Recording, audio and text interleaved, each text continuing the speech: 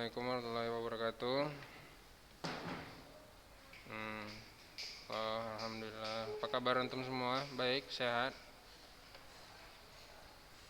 Alhamdulillah ya. Masya Allah, mantap. Oke, kapan kalian ujian? Hmm, Tanggal 27 ya. Oke, nanti antum baca-baca ya tentang evolusi. Nanti anak kasih lah kisi-kisinya ya. Ada pelajaran kelas 10 juga, kelas 12, kelas 11 juga ya. Nah, jadi antum nanti anak kasih lah kisi-kisinya, jadi biar bisa menjawab pertanyaannya ya. Oke, Fatur, Riyandi, ini kayaknya baru nampak nih di Zoom nih ya, Fatur, masih Riyandi ya. Ya kan? Aktifkan videonya semuanya.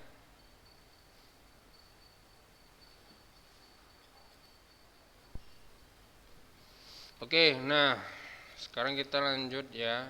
Nah, kemarin kita udah bahas tentang bioteknologi ya. Nah, bioteknologi itu ada macam cabang-cabangnya ya.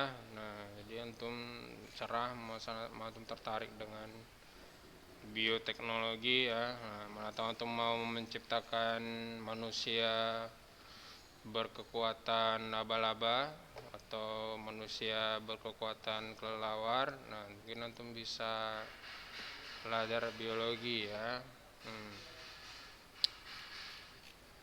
Nah, jadi bioteknologi itu kan ada macam-macamnya. Nah, kalau bisa dikelompokkan itu ada yang konvensional dan modern ya. Nah, kekurangan dan kelebihannya apa? Nah, kalau misalnya konvensional itu dia relatif mudah, relatif sederhana, dan juga pengaruhnya jangka panjang ya. Nah, kekurangannya apa? Misalnya sifatnya genetisnya tidak terarah. Tidak terarah ini maksudnya sifatnya ini dia kadang bisa berubah-berubah ya. Nah, lalu tidak dapat mengatasi masalah tidak sesuai. Kalau misalnya dia ada masalah, ya udah gitu aja, nggak bisa diperbaiki gitu ya.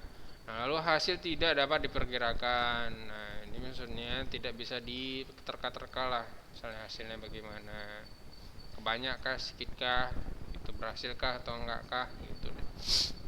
Mengukir waktu relatif lama juga dan seringkali dapat mengatasi kendala adalah kendala alam, misalnya budidaya, masalah hama dan lain sebagainya. Contoh konvensional itu apa? Bioteknologi konvensional, ada yang tahu nggak? Bioteknologi konvensional contohnya apa aja? Konvensional itu apa contohnya?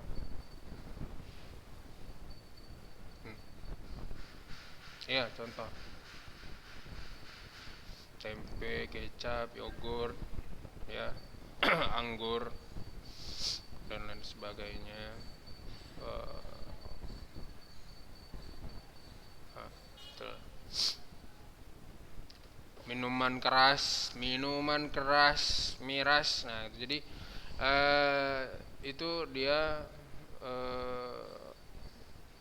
salah satu bioteknologi konvensional juga.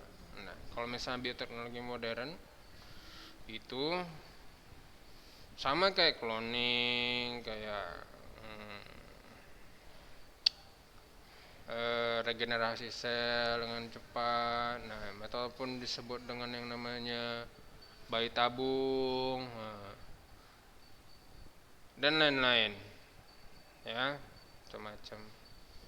Banyak juga ada kelebihan dan kekurangannya ya.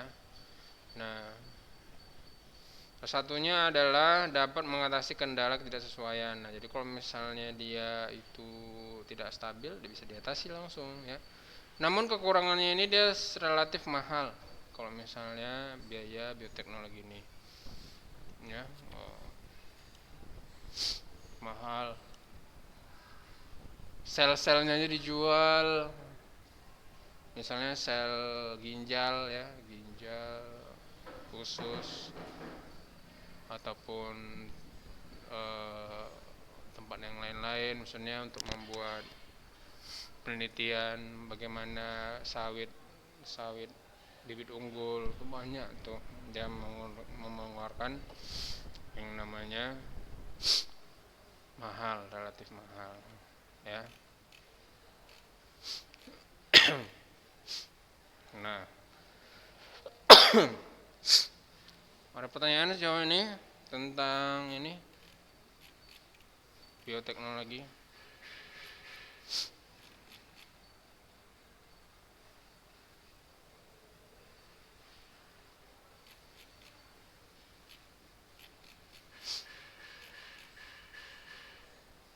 Apa gimana?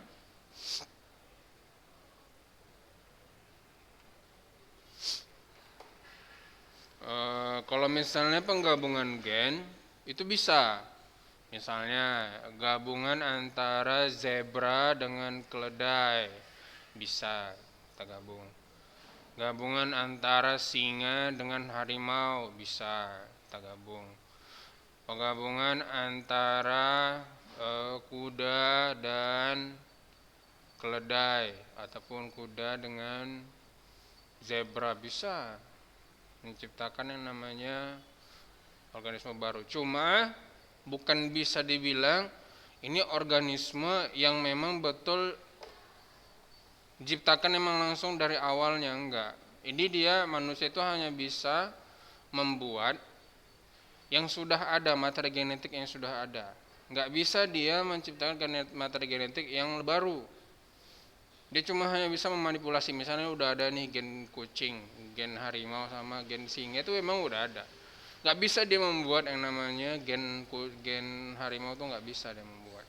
Nggak bisa juga dia membuat yang namanya gen singa tuh nggak bisa. Dia cuma manusia itu hanya bisa mengadopsi ataupun mengcombine yang sudah ada materi genetik sehingga udah dikombinkan terjadilah yang namanya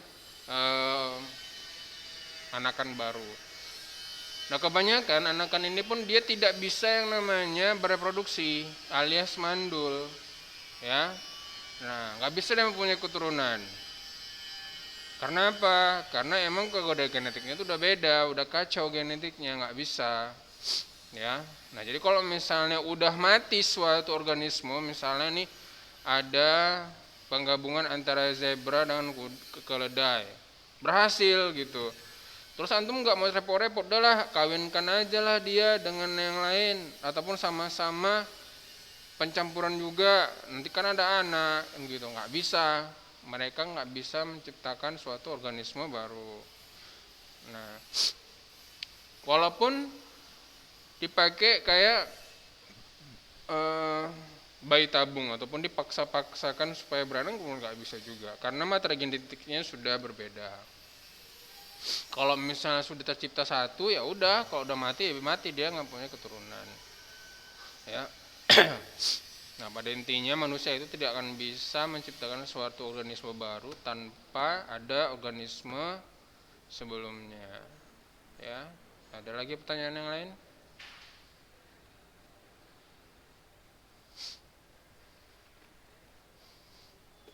Ada, biar kita lanjut.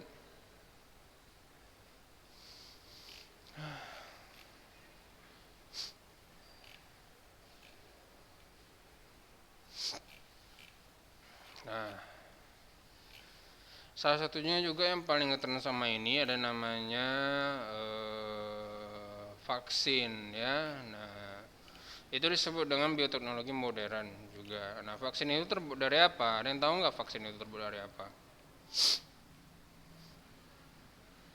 Yang tahu? Iya, dari bakteri juga. Betul. Ya, jadi vaksin itu sebenarnya adalah bakteri atau virus yang dimasukkan ke dalam tubuh antum. Jadi sebenarnya kalau ada orang yang baru tervaksin ataupun baru imunisasi lah. Nah, imunisasi itu dia sebenarnya bakteri yang dimasukkan ke dalam tubuh antum tuh. Makanya setiap orang yang kena imunisasi itu pasti agak demam dia.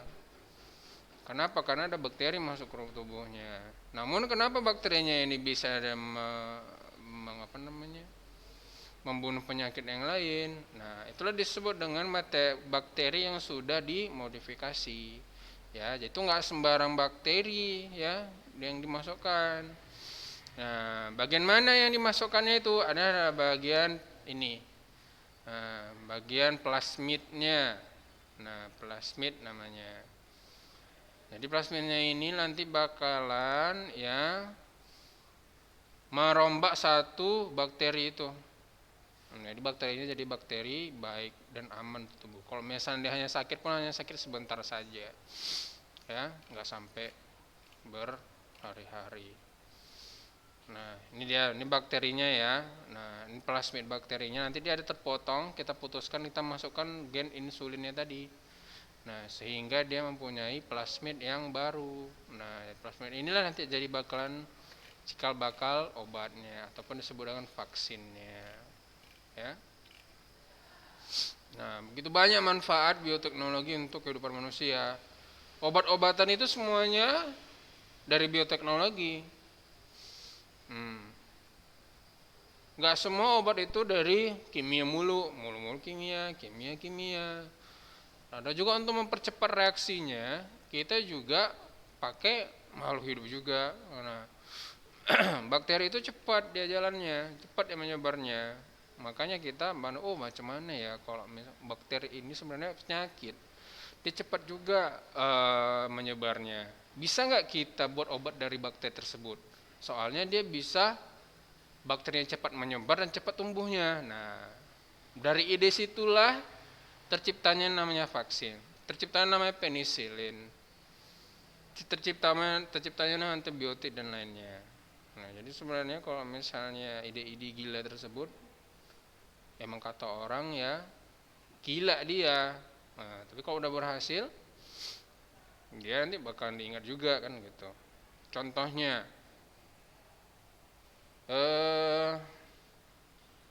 mungkin orang zaman dulu berpikiran sebelum namanya menciptakan mobil, alat transportasi, mungkin dia berpikir seperti ini, bagaimana ya aku mau berpindah tempat tanpa bergerak. Macam mana antum zaman dulu orang berpikir antum berpindah dari tempat ke A ke B tanpa bergerak sama sekali, tanpa menggerakkan kaki. Dulu mustahil apa enggak? Mustahil. Dulu mustahil, gila sekawan nih, nggak mungkin dek tempat si B tanpa ada namanya bantuan alat ataupun seenggaknya pakai hewan lah gitu. Nggak pakai hewan, kita nggak perlu pakai hewan gitu. Kalau misalnya hewan itu dia mungkin banyak kekurangannya gitu. Jadi hasil terciptalah suatu alat transportasi, terciptalah manusia bisa terbang, ya kan, terciptalah manusia bisa nyelam dan lain sebagainya. Itu semua terciptalah manusia insya Allah kebal dari berbagai macam penyakit. Nah, ya kan, itu disebut dengan bioteknologi, ya.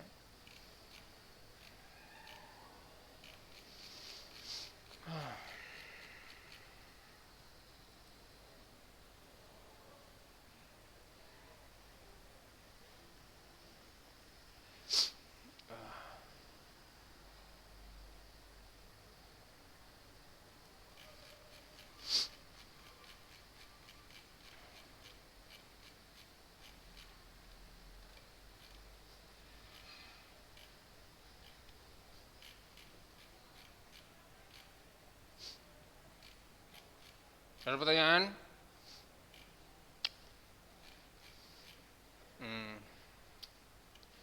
Itu tadi pengobatan. Ada juga nama dari segi lingkungan, ya.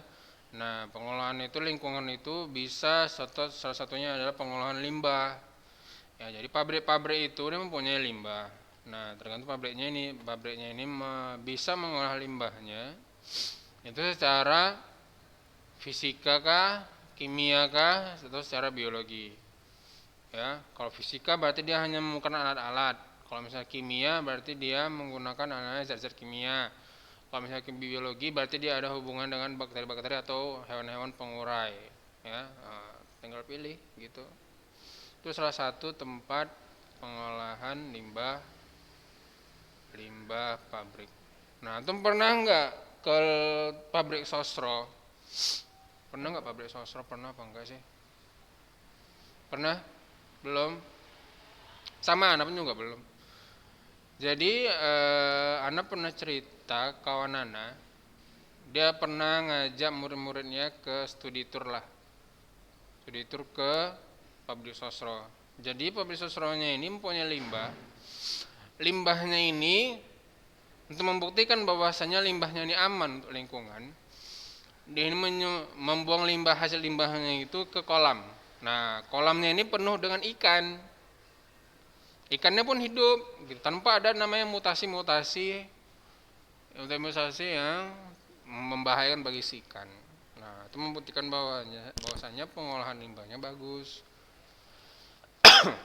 Gitu ya. Begitu juga dengan pabrik-pabrik yang bisa mengolah limbahnya dengan baik. Tapi ada juga pabrik yang nakal, bisa dibilang nakal ya. Dia membuang limbah pabriknya sembarangan sehingga paritnya pun tercemar, bau, berwarna hitam, tidak dengan baik sehingga merugikan semua orang. Nah, mungkin semua orang. Salah satunya limbah, ya sederhana aja, limbah sampah rumah tangga. Itu juga ya. Antum kalau misalnya buang sampah, kalau bisa jangan sembarangan, kan gitu. Terus kalau misalnya antum juga mempunyai ternak ya, nah ternak ayam, ternak lembu, ternak kambing, nah antum juga harus perhatikan limbahnya. Limbah itu yang mana, Ustaz? Limbah itu kotorannya. Macam mana supaya cara mengolah kotoran ini tidak bau, tidak mengganggu tetangga yang lain kan gitu. Masih mending kalau misalnya antum punya peternakan di tengah hutan lah misalnya, atau di mana nggak mengganggu. Kalau tempat daerah pemukiman warga kan salah satu juga menzolimin orang ya kan, bau kali nih, bau kambing si fulan ini. Nah, panen dosa nanti antum. Jadi antum kalau misalnya mau jadi pengusaha, ya antum harus berpikir panjang. Gak hanya memikirkan keuntungan, dan juga namanya memikirkan lingkungan juga ya. Nah, kayak sawit. Nah, sawit itu juga harus memikirkan lingkungan juga gitu. Gak boleh sebenarnya mereka asal-asal nanam sawit, hutan ditebang ganti dengan sawit. Salah ya. Hewan yang ada di hutan beda dengan hewan-hewan yang ada di perkebunan sawit. Hutan itu macam-macam pohonnya, kalau sawit itu cuma satu. Dan nggak semua manusia itu atau nggak semuanya hewan itu bisa bertahan di perkebunan sawit.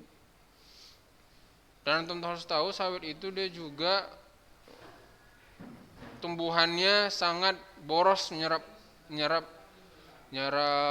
air ya. Jadi kalau misalnya salah satu wilayah itu banyak perkebunan sawitnya, dipastikan tempatnya itu panas gitu, gersang gitu. Dan juga butuh bertahun-tahun juga untuk memulihkan tanahnya itu tadi. Gitu. Jadi kita harus memikirkan lingkungan juga. Itulah gunanya bioteknologi ya. Bagaimana cara menciptakan sawit yang bibit unggul namun ramah lingkungan? Nah, itu bisa. Bagaimana antum bisa menciptakan obat nyamuk yang ramah lingkungan? Antum terhirup pun antum nggak mati kan gitu. Walaupun terhirup sedikit itu nggak mati, bagaimana? Bisa dibisniskan dari situ. Ya. Bisa juga dibuat bahan bakar alternatif. Nah, bahan bakar alternatif itu banyak. Ya, misalnya contoh dari bakteri-bakteri ya. Nah, bakteri memang mengandung metan, gas metan. Nah, bahan metan ini dia kalau misalnya kena gas, kena api, dia bisa membara. Salah satunya adalah dari kompos pun bisa jadi bahan alternatif ya. Kotoran antum pun juga mempunyai gas metan. Feses kita atau feses yang lain mempunyai gas metan. Apa fungsinya? Bisa juga jadi bahan bakar gitu. Dulu Ana pernah lihat video CCTV lah, video CCTV di biasa Instagram gitu kan. Dia ini orang tukang seksi tank. Nah, jadi tukang seksi tank. Lalu ini sudah selesai, dia sedot nih seksi tanknya nih, dia sedot udah habis. Jadi dia untuk menandakan bahwasanya seksi tanknya udah bersih dia mau menyulutkan api. Nah, sini ini salah sebenarnya. Menyulutkan api ke dalam seksi tank. Ditaruhkannya apinya itu kayak di lubang seksi tanknya. Setelah dimasukkan rupanya meledak terus dia lantai terangkat, dia pun tertimpa semen, akhirnya dia meninggal juga di dekat seksi tank gitu. Dan itu kejadian yang nyata gitu, pernah ada videonya.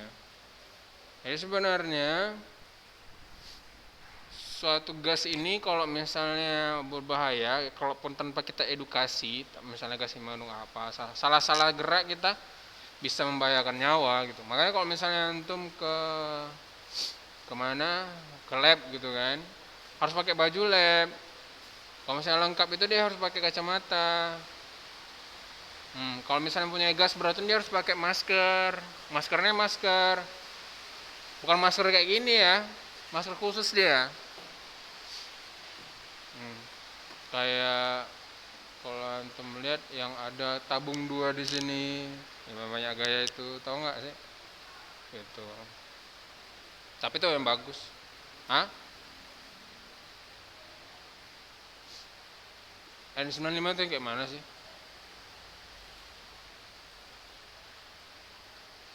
Oh, ntar ya. Oh, bisa juga. Tapi dia berbahan plastik ya. Maksudnya berbahan apa namanya? Kain ya. Ada juga yang berbahan dia kayak masker dia khusus bioteknologi. Masker kimia dan namanya.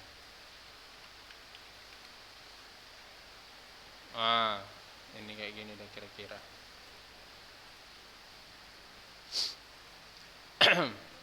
Nah, antum nampak? Nampak ini maskernya. Nah, kalau yang ini dia maskernya udah langsung ke muka ya, jadi seluruh mata, muka semuanya itu terlindungin. Ada juga yang terpisah, yang kayak gini aja, matanya nggak terlindungi juga. Ini lebih bagus lagi gitu. Macam-macam lah ya. Nah, sejauh ini ada pertanyaan?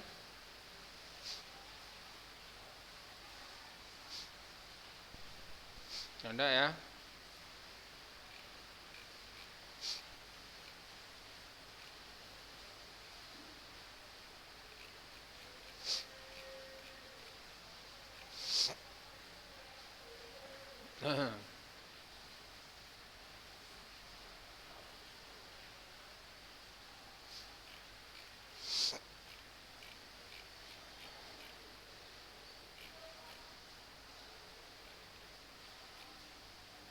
Nah, salah satunya juga ada pengobatan kesehatan. Nah, jadi salah satunya adalah namanya hormon, ya.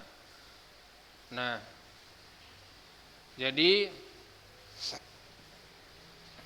salah satu hormon ini dia salah satu penyakit artritis, ya. Nah, ini adalah suatu penyakit yang sangat jarang sih bisa dibilang pada manusia, ya. Jadi dia bisa diobati hanya melalui nama steroid, hormon steroid.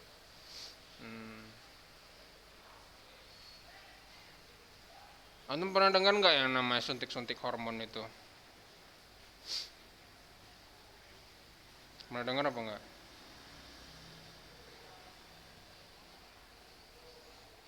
Pernah ya. Jadi orang-orang yang transgender itu nggak bisa dibedakan ya, dia laki-laki apa perempuan. Itu nggak bisa dibedain lah. Iya. Jadi itulah nauzubillah min dzalik lah, dijauhkanlah kita dari hal-hal yang seperti ini kan gitu, turunan-turunan kita dari situ. Jadi Kalau misalnya orang transgender itu dia merasa dirinya nggak laki-laki ataupun nggak perempuan nih. Aku salah kamar nih ragaku nih. Aku sebenarnya laki-laki perempuan, tapi kok brand aku kok laki-laki. Jadi dia karena banyak ada duitnya, operasi dia kan gitu. Jadi dia itu nampak mau jadi perempuan ataupun laki-laki dia suntik hormon. Kalau dia menjadi laki-laki dia disuntik namanya hormon testosteron namanya. Itulah hormon buat badan laki-laki itu. Kenapa antum laki-laki itu bisa lebih kekar daripada perempuan? Walaupun sekekar apapun perempuan, tapi nggak bisa bakal mengalahkan kekekaran laki-laki. Karena apa? Karena hormon tersebut. Ya.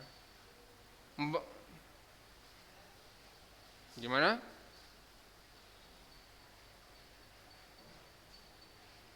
Testosteron. Nah, banyak yang seperti itu banyak. Salah satunya kayak kasus baru inilah seorang TNI gitu kan. Dia nggak ada kelamin. Dia nggak ada kelaminnya. Makanya dia dicap perempuan. Namun di dalam badannya itu dia mengandung banyak hormon testosteron, tapi dari bentuk fisiknya dia ini nggak ada laki-lakinya gitu. Maksudnya mukanya macam laki-laki sih, cuma alamat kelaminnya nggak ada, dadanya nggak berkembang, tapi dia perempuan gitu. Alat kelaminnya ada, ovariumnya mungkin ada, nggak tahu sih, tapi dia kebanyakan hormon testosteron. Nah itu dari bawaan penyakit ya, penyakit dari lahir. Oh, dan ini kalau misalnya udah ketahuan seperti ini ya kehendak Allah sih sebenarnya, ya dia harus berobat juga kan gitu. Macam-macam. Ada juga perempuan yang berkumis, bahkan ada perempuan yang berjenggotan. Karena ada kelebihan yang namanya hormon laki-lakinya. Perempuan itu juga punya hormon testosteron ada. Cuma tipis dia. Tipis dia. Enggak dominan, sangat tipis. Bahkan hampir enggak ada. Makanya kalau misalnya antum melihat orang perempuan yang ada agak sedikit kumis-kumis halus, itu ya emang dia ada nampak sedikit hormon testosteronnya. Bahkan ada perempuan yang berjenggot. Itu dia. Ya. Macam-macam.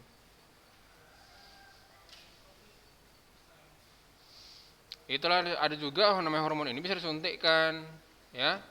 Nah, jadi tiba-tiba dada antum membesar, pinggul antum membesar. Tinggal menyesuaikan geraknya udah jadi perempuan gitu. Nauzubillah min dzalik lah, jangan sampai. Ya. Banyak yang seperti itu. Apalagi orang-orang yang tak mengenal agama itu ya. Laki-laki bisa jadi perempuan. Perempuan bisa jadi laki-laki. KTP pun bisa dirubah. KTP yang atau laki-laki yang nggak bisa dirubah bisa berubah jadi perempuan. Bisa. Asal ada duit semuanya bisa. Gampang. Dan mengikuti prosedur gitu dia. Oke, ada yang mau berminat? Tuh.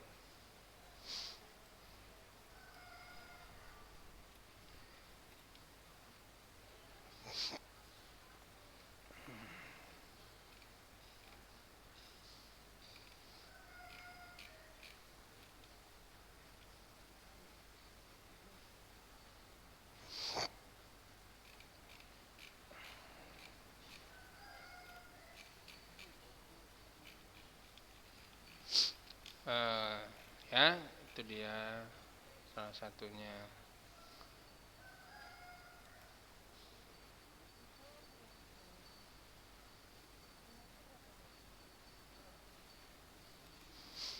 Oke ya. Nah, mungkin minggu depan kita masih masuk apa enggak minggu depan? Enggak tahu ya, tahu info ya. Antum bilang tanggal berapa ujiannya? 27. Tanggal berapa? Tanggal berapa antum ujian? Bulan April. April apa Maret? Akhir bulan ya, tanggal berapa? 29 ya. Oh gitu. Kemungkinan kita minggu depan masih masuk ya. Kalau misalnya masuk kita bahas-bahas soal aja lah ya. Kalau misalnya ada pertanyaan silahkan ya. Oke, sekian untuk hari ini. Jazakallahu khairan kepada antum semua yang sudah berhadir. Nah, ini masih lumayan ya. Alhamdulillah. Biasanya ada 2 orang, 3 orang aja nih. Ini mungkin agak rame. Alhamdulillah. Nah, jazakallahu khairan kepada antum semua yang sudah berhadir. Semoga Allah memudahkan antum mencapai cita-cita antum ya. Sukses antum di dunia maupun di akhirat, sehingga anak cucu antum juga sukses ya. Barakallahu fiik. Assalamualaikum warahmatullahi wabarakatuh.